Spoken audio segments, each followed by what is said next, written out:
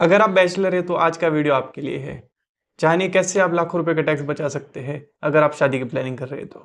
Generally क्या होता है कि अगर आपको आपके फैमिली से कोई गिफ्ट मिलता है तो अमाउंट चाहे 10,000 हो या 10 करोड़, तो वो सारी अमाउंट टैक्स फ्री हो जाती है। फैमिली की डेफिनेशन जो है वो इनकम टैक्स के एक्ट में जो दी गई है उस हिसाब से वो आप स्क्रीन पर देख सकते हैं। इसके अलावा अगर आपको अदर देन फैमिली अगर कोई गिफ्ट मिलता है और साल भर में उस गिफ्ट की वैल्यू 50,000 से कम है तो भी वो आपके लिए एग्जम्प्ट होगा, टैक्स फ्री होगा। उस केस में आपको आपके friends, other than families, colleagues, जो ये सारे लोग हैं वो गिफ्ट देते हैं तो एक्यूमुलेट अमाउंट जो है साल भर की उसको कंसिडर किया जाता है। उस केस में आपको किससे गिफ्ट मिल रहा है वो देखा जाएगा।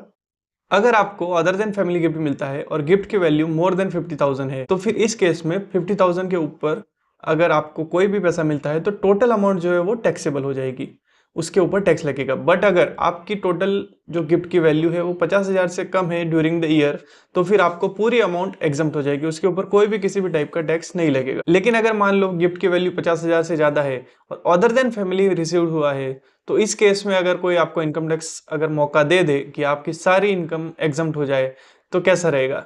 तो ये मौका आपको इनकम टैक्स डिपार्टमेंट एक बार देता है आपके ड्यूरिंग द लाइफ टाइम में।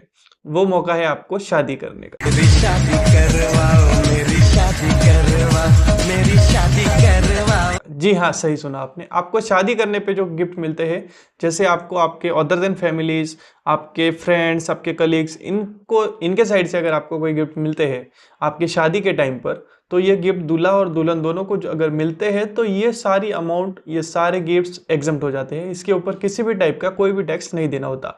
बट हाँ, अगर ये गिफ्ट आपको शादी के बाद आपके किसी दूसरे ओकेजन पे मिलते हैं, जैसे आपकी एनिवर्सरी हो गई, आपका बर्थडे हो गया, आपका हाउस वार्मिंग हो गया, तो ये सारे ओकेजन पे अगर आपको गिफ्ट मिलते हैं तो ये सारे गिफ्ट आपके लिए टैक्सेबल हो जाएंगे। तो शादी में मिले हुए गिफ्ट के लिए क्या रिकॉर्ड्स रखना जरूरी है, क्या प्रिकॉशन लेनी चाहिए ताकि इनकम टैक्स का नोटिस ना आए। तो इसमें सबसे पहले आप आपके डोनर का जो रिकॉर्ड है वो रिकॉर्ड क्लियर कंप्लीट रखिए। आप बैंक अकाउंट में ट्रांसफर लीजिए डायरेक्ट। आप कैश में लेना अवॉइड कीजिए अगर अमाउंट ज़्यादा बड़ी है तो। और अगर कुछ प्रॉपर्टी या कुछ एक्स्ट्रा ऐसी चीज़ें मिलती है या बड़ी वैल्यू की अमाउंट मिलती है तो आप उसके लिए गिफ्ट डीड जरूर बनाए।